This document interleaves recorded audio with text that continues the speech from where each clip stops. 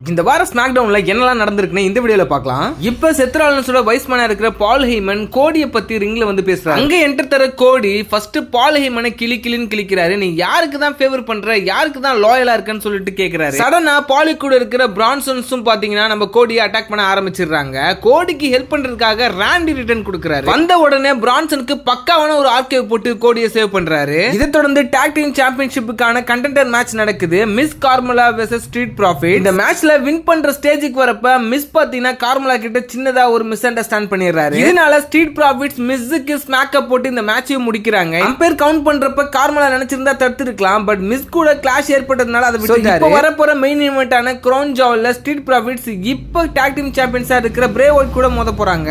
எனக்கு என்னவோ இந்த தடவை சாம்பியன்ஷிப்பை ஸ்ட்ரீட் ப்ராஃபிட்ஸ் வின் பண்ணிட்டு நியூ டாக் டீம் சாம்பியனா வள வருவாங்கன்னு தான் தோணுது. ட்ரூ மெக்கின்ட்ரே இப்போ கால் ஃபிராக்சரோட வந்திருக்காரு. லாஸ்ட் வீக் நடந்த மேட்ச்ல மட்டும் எனக்கு கால் நல்லா இருந்ததுன்னா நான் சாம்பியன்ஷிப்பை வின் பண்ணி சாம்பியன்ஷிப் இல்லனாலும் நான் சாம்பியன் தான், என் கால் குணமானவனா மறுபடியும் சாம்பியன்ஷிப்புக்கு போவேன்னு சொல்லி பேசிட்டு இருக்கிறப்ப ஜாக்கப் பாட்டு இன்டரப்ட் தராரு. முடிஞ்ச வரைக்கும் நிறைய தடவை சாம்பியன்ஷிப் போயிட்ட, இனிமேல் கொஞ்ச நாள் ரெஸ்ட் எடு, இனிமேல் நாங்க பாத்துக்கிறோம் அப்படின்னு ஜாக்கப் பாட்டு பேச அதனால டென்ஷன் ஆயிட்டு ஜாக்கப் பாட்டு அட்டாக் பண்றாரு. பாட்டு ஒரே ஒரு சூப்பர் கிக் கூட பாத்தீங்கன்னா நம்ம ட்ரூ மெக்கின்ட்ரேயை முடிச்சு விட்டுறாரு. எப்பயும் போல வாரம் நம்ம சாமி சைன் அவரோட United states championship open challenge வைப்பாரு. இதுல NXT சேர்ந்த ஈவென்ட்ஸ் வந்து பங்கேற்கிறாரு. ஸ்மாக்டவுன் நடந்த ஒன் ஆஃப் தி பெஸ்ட் மேட்ச்னு இத சொல்லலாம். அந்த மாதிரியான ஒரு பெர்ஃபார்மன்ஸ் கொடுத்திருந்தாங்க ரெண்டு பேருமே.